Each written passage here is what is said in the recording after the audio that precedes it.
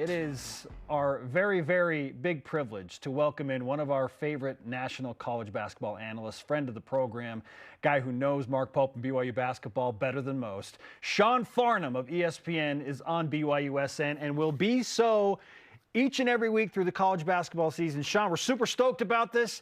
Thanks for hanging out with us. Are you sure you really want to do this? You sure you really want me coming on here once a week? Pontificating about Cougar Tail? Come on. That's why you're on the Cougar Tail packaging. Yes, yeah. Right? By the way, that's how you're being paid for this. It's through Cougar Tails. Hold on. One time out. Okay. I've been removed from the package, that there is a new package that has the Big 12 schools all over it, and that I'm no longer on the package. Yeah, so you and me both. We didn't know that there was like this alternate Cougar Tail packaging until we saw it at the game the other day. But the OG, the original, features your face on it, okay? And we're going to make sure that gets back. Come on. All right. You've got the power to get it done. Listen, you guys know that I love BYU basketball. I love going there. And it's so much fun for me to talk to my colleagues that are going there and calling games, like Chris Spatola the other night. And I texted Chris after the game. I said, "How was that?" And he goes, "That environment was amazing." And I said, "Yep." And I think every Big 12 school is going to continue to find out just how amazing that environment is. And of course, the student section, the Rock, one of the best in the country. And I think that it's really good for the program right now that more and more eyes, more and more teams, more and more programs are seeing it, because it's a special place to get to call a game. And I'm sure it's a special place when you're a student or you're a fan to watch that team play. All right, Sean, we spent the entire previous segment talking about the metrics and how BYU still has not been dinged for some of the losses. And obviously the most recent was against the Houston Cougars. Still top 9 in both the net and KenPom. Obviously number 21. Joe Lunardi still has BYU as a 5 seed in the NCAA tournament. So our conversation was, are you buying the fact, are you believing that BYU is as good as the metrics say they are? Do you think that BYU is as good as the metrics say they are? Do I believe they're the 5th best team in the country? I do not. Do I believe they're the 10th best team in the country? I do not. Do I believe that they're one of the top 25 programs in the country right now? I do. And so I think that the numbers you have to look at and understand that the efficiency and how well they've played all goes into it, as well as some of the margin of victory and some of those non-conference games where the strength of schedule, by the way, was below 300. Sure. And now what they're getting and they're gaining is the opportunity to get quad one after quad one after quad one wins and games. And that will continue to help their metrics stay high. Even as they've lost games, they haven't really slid. Like, this isn't the WCC.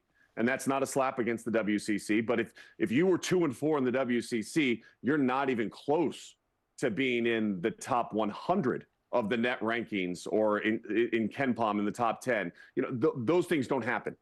And so I think that it benefits overall from the strength of the schedule, and will continue so because of the Big 12. And this is why you make a move like this. The Big 12 has been the best conference in the country. It's as deep as it has ever been. And I think that, you look at the last 6 games, and I understand both sides. One, why the metrics look so good. And again, I do believe in this team. But I also understand why your fans are like, whoa, wait, hold on. Because I was at that Cincinnati game. That's a game you should have won. Yeah. You can look at the game at Texas Tech and go in that first half and go, well, heck, why couldn't we do that in the second half and win that game? And then you look at the game the other night, and it was 68-68 with 2 minutes left to go. And you're like, we got to close that out on our home floor. So from a fan's perspective, I understand why you're looking there going, heck, if we got 2 of those wins, how good are we feeling right now? Because now it's flipped. Now you're 4-2, not 2-4. But I think that BYU is right there. And I do agree with what you had just said, which is the grind and the physical nature cannot be replicated at practice. And I don't even know if your fans understand how good Houston is and how elite they are at the defensive end of the floor. And they wear you down like you go to a dentist, no Novocaine, and you're asking for a root canal. I mean, that's essentially what you asked for the other night. And BYU performed very well against it, but just not well enough to win the game. And there's a learning curve and a learning process that gets associated with that. Sean Farnham of ESPN is on BYU Sports Nation. ESPN's Basketball Power Index, and I'm looking at the number on this big screen in front of me right now, gives BYU almost an 80% chance to beat Texas on Saturday. Now, Sean, that's not a number that I'm buying. I'm watching what Texas has done recently and seeing BYU, yes, they're in the Marriott Center, but to me that feels like, oh, okay, I'm probably giving BYU like maybe a 55 or 60% chance to win that game. How do you see the matchup with Texas and BYU's opportunity to pick up what is quickly becoming a very, very important potential win against the Longhorns? All right, little recommendation here for all BYU fans. Don't do horns down. Rodney Terry will get really upset about that, okay? So no horns down. No horns down. From the student section. Yeah, let's keep it friendly. Keep it classy. But since the horns down incident that took place at UCF, they've stacked back-to-back top 25 wins, and they've played their best 80 minutes of basketball this season. So Texas all of a sudden kind of looks more the part that we thought Texas was going to look like before the start of the season versus who they've been for a large part of the season. I think that when you look at some of the characteristics of Texas and some of the areas they may potentially struggle is they have some turnover issues. They turn the ball over about 15% of their possessions, where if you give BYU extra possessions and you're turning it over and allowing them to play out in front, and I think this is one of the things I'd like to see BYU do more, is I understand the three-point shot and how important that is to BYU, and I love it. And it's as fun as any style of play to call in the country. And I've had some pretty good games this year where BYU has shot the ball extremely well, and it's screaming and yelling, and oh my gosh, look, BYU, man, they're just dropping it in all over the place. Even in the Cincinnati game when nobody else could shoot but Trevin Knell, that was really fun still to look at the fact the guy had 9 3-pointers. So they have to find other ways to score. So how can you score besides the three-point shot? And to me, it's being more opportunistic at the defensive end of the floor, maybe risking a little bit to create turnovers and runouts to get layups where you're out in front of the defense and you're not having to go against the set defense. Because if you look at this BYU roster, while extremely talented, there's not a lot of players on the outside that are capable of dribble penetrating and breaking down a defense on a ball screen, getting downhill in the Big 12 against the athletes and the size that they have protecting their rim, that's going to be able to finish at an efficient clip. And so and the defenses are so good in the half court that you have to play out in front a little bit. And I think that that's one area that BYU, in particular in this game against Texas, I would be a little bit more aggressive at the defensive end of the floor, try to get into their guards, try to turn them over, get into the gaps a little bit more, make sure the hands are up wide on the defensive end, and then try to get out in front, because what that does is now in transition, guys are running back to the paint. Once they start running back to the paint, what does that allow you to do? Kick to the corner, wide open, bang three, everybody's going crazy. And now it starts to become overwhelming, and it starts to steamroll a little bit and help that environment get a little bit more electric. Sean, in terms of like hand signals, as long as fans can still do the upside down U, I think they'll be just fine. That's really that's fine. I'm good with that one. Yeah. I think that's an in-state thing that's allowed. Yeah. Okay, like that's perfectly allowed. So I think that there's no penalty on that one. I think that's acceptable. The horns down one, I don't know why Texas. By the way, I don't know why Texas gets so upset about it. Yes, it's disrespectful to your school, but when you talk about it, it actually makes it more of an issue, right? Now, like everybody's talking about horns down, horns down, horns down. Like had they just ignored it, it kind of just goes away because they're like, oh, it didn't upset them. It's like when my kids were young, right? My son's 19, my daughter's going to be 17. So about 2 years separated. When they were like 7 and 5, she used to do things all the time to try to get a reaction out of me. And when she got the reaction, she was like, good, I'm going to do that all the time now.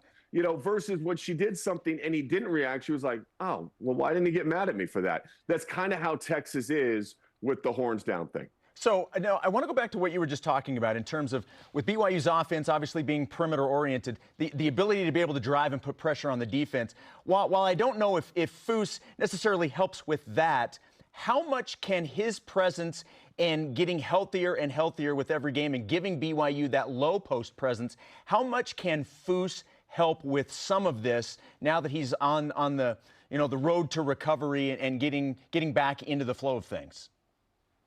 A lot, because there's a couple other things that he can do with his angle scoring, right? He's not an athlete that's finishing above the rim on a consistent basis over the top of the interior presence of teams, in particular in the Big 12. This isn't the WCC centers that he's going against anymore. So I think there's a change there. But his ability to carve space, get deep post position, and then go through contact, picks up what? Fouls. So now when you hand check on the outside, now that gets you to the free throw line. And again, another way to manufacture points. And I think that having somebody down low that can kind of draw fouls on the opposing team because they post up hard, because they get their work done early, what that also does is it starts to limit the level of aggressiveness that interior post presence can be, whether it be blocking shots, rebounding, even at the offensive end as they look to attack. They start thinking about being in foul trouble. And if you can take that aspect away of teams inside the Big 12, all of a sudden that lessens the strength of their defense.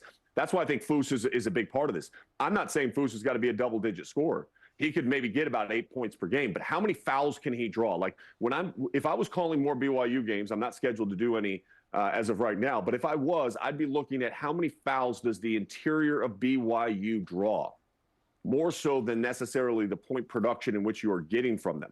I'd like to see efficiency in the field goal percentage, and I'd like to see fouls drawn because, again, that allows BYU to attack with their guards and get them to the free throw line in pivotal moments when they start to struggle, when the three-point shot isn't falling, when you go cold for a 5-minute stretch from deep. Can you manufacture points at another level? And the free throw line is an outstanding place to get it done. Sean, you probably just answered my next question, at least partially, because we're just going to compare and contrast now here. What does BYU do best in your opinion, and where do they need the most help right now? Well, the best thing they do is first of all, they play hard. And while that may not be a measurable from the standpoint of looking at efficiency and all those things, like playing hard and competing is not a given in today's college basketball. I see a lot of games and a lot of teams that they don't compete every possession. BYU competes every possession. But their ability to stretch the defense from the outside, the advantages that creates, and in the analytics world as well, that's huge. And so they force teams to space the floor and stretch based on the number of shooters that they have on the outside. So that's what they do best. What they do worse is finding other ways to score. Yeah. And when teams are closing out hard, like in that Cincinnati game, like outside of Trevin, nobody else could hit water if they fell out of a boat. I mean, Dallin Hall, I believe, was 1 of 10 from 3 in that game. And there was at least 3 or 4 that didn't even hit the rim. They just hit the glass. Same with Noah Waterman. Well, then what else can you do to help contribute to make the team win? When you have off nights, how can you help somebody else be successful? How can you help your team find a way to win a game that's a grinder? Because every game in the Big 12 is a grinder. And I don't care if you're playing it fast or slow. It is going to be competitive. It is going to be tough. The metrics and right now the scoring differential in games is so thin that the difference between winning and losing can be 3-4 possessions in 40 minutes. What are you going to do in those 3 or 4 possessions that's going to help the team win? That becomes where I think BYU needs to execute a little bit crisper and be a little bit more cognizant and aware. You don't need to have hesitation in your shot because shooters got to shoot. Even when you struggle, you believe the next one's going down, and I get that. But there also comes a time where you're like, I need to find rhythm first before I go ahead and take that next one from beyond the arc. Great stuff from Sean Farnham. We'll finish with this quick hitter. Sean, am I crazy to think that BYU could finish 500 in the Big 12? Has that ship sailed? Am I crazy? No.